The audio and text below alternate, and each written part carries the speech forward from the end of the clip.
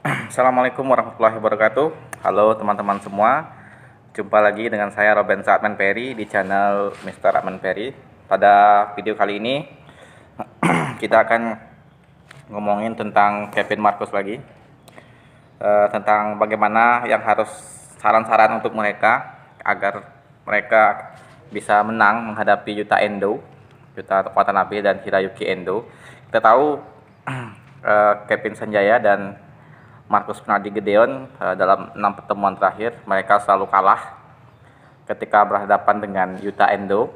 Terakhir mereka kalah di final All England 2020 ini dengan skor rubber game ya, cukup ketat skornya, cukup berimbang permainannya, tetapi di set ketiga ya kurang beruntung aja ya.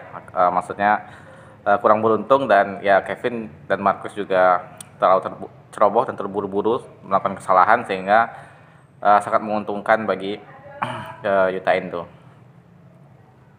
Oke, yang pertama, saran yang pertama yaitu agar mereka dapat mengalahkan Yuta Endo adalah yang pertama mentalitas ya, mentalitas atau psikologisnya ya. Mereka harus percaya diri, harus melupakan apa yang terjadi terdahulu ya. Rekor itu hanya di atas kertas ya. Boleh saja Kevin Marcus secara rekor 6-2 dan 6 kali berturut-turut mengalami kekalahan dari Yuta Endo. Tapi itu hanyalah rekor, artinya yang berlalu biarlah berlalu.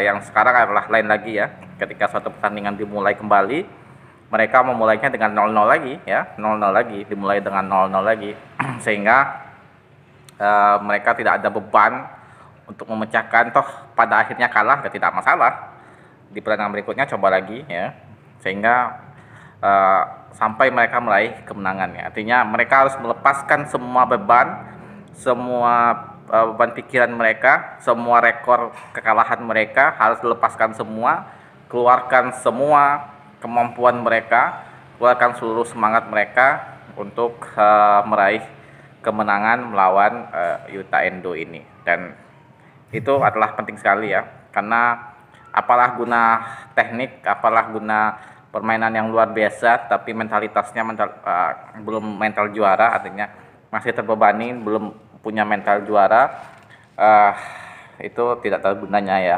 Yang baik adalah teknik bagus, mental bagus. Yang kedua, kita masuk ke sisi teknis ya. Yang kedua, Kevin Marcus harus lebih memahami, mereka harus memahami pola main Yuta Endo ini ya, pola permainan Yuta Endo seperti apa. Mereka harus tonton berulang-ulang, fokus ya, seperti apa. Yuta Endo kita tahu permainannya sangat bertahan ya, very defensif, sangat bertahan, menyerang sesekali ketika ada celah mereka masih menyerang, counter attack. Itu harus dipelajari ya, artinya jangan sampai membuat Kevin Marcus ini terbawa oleh permainan dari Yuta Endo. Artinya mereka harus paham, artinya setiap gerakan Yuta Endo itu, terutama Yuta Watanabe, setiap gerakan-gerakannya, pukulan-pukulannya harus bisa dipelajari oleh Kevin Marcus dan diantisipasi dengan baik oleh Kevin Marcus ya, sehingga tidak membuat mereka kerepotan, sehingga akan menghemat tenaga dan efektif untuk meraih poin dan bisa membantu mereka memenangkan permainannya.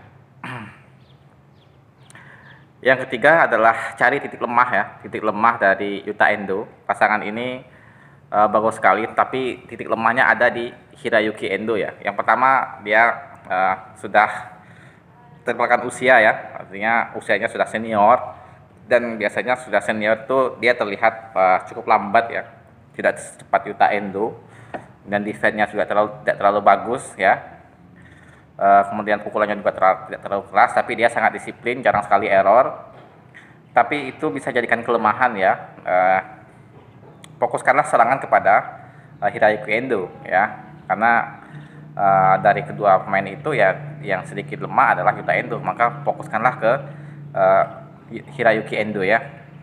Jadi jangan terlalu banyak memberikan bola atau kok ke Yuta Watanabe, selalu ke Hiroyuki Endo, tapi juga lakukan sedikit variasi ya, dengan terlalu menonton, sehingga kalau terlalu sering ke Hiroyuki Endo ya terbaca juga ya. Artinya fokus ke Hiroyuki Endo tapi dengan sedikit variasi yang bisa menyulitkan lawan, sehingga lawan tidak bisa memprediksinya. Kemudian yang selanjutnya adalah jangan terpancing oleh permainan Yuta Endo ya. Yuta Endo kan permainannya sering defend, kemudian permainannya di temponya sedikit lambat. Ya, jangan terpancing oleh permainan mereka ya. Keluarkanlah permainan seperti jati diri Kevin Marcus ya, permainan cepat, menyerang ya. Terus ya, jangan terpancing ya. Artinya karakter Kevin Marcus ya harus dikeluarkan ya, terutama Kevin Sanjaya ya, karakternya yang mensabotase bola-bola di depan net dengan pukulan-pukulan cepatnya, kemudian pukulan-pukulan tak terduganya, harus ini ya, harus tetap dipertahankan. Jangan terpancing oleh permainan Yuta Endo. Kemudian Marcus Fernaldi ya, Marcus Fernaldi tidak sekali lawan-lawan mereka melihat Marcus relatif lemah minion ya, tapi ya betul juga, karena Marcus ini cenderung monoton permainannya ya, artinya angkat bola smash, tidak ada variasi ya. Artinya Marcus harus lebih bervariasi serangannya ya, jangan melulu monoton smash gitu ya. Dan smashnya harus kuat juga, harus kencang juga biar lawan kesulitan ya. Kemudian kurangin error ya, artinya jangan sampai banyak error ya, seperti di final All England kemarin ya, di set ketiga di akhir-akhir ya, malah Kevin Sanjaya yang sering error ya, sehingga itu keuntungan mereka mendapatkan keuntungan dari error-error dari minion ya, sehingga mereka menang ya. Artinya kurangilah error, jangan terburu-buru, tapi juga jangan terlalu lamban juga ya, artinya cepat tapi tidak error ya, itu ya. Oke, itulah tadi yang bisa saya bagikan, kita bahas tentang bagaimana langkah-langkah yang harus ditempuh oleh Kevin Marcus di Minion untuk bisa mengalahkan Yuta Endo di turnamen berikutnya, terutama di Olimpiade ya. Terima kasih. Wassalamualaikum warahmatullahi wabarakatuh.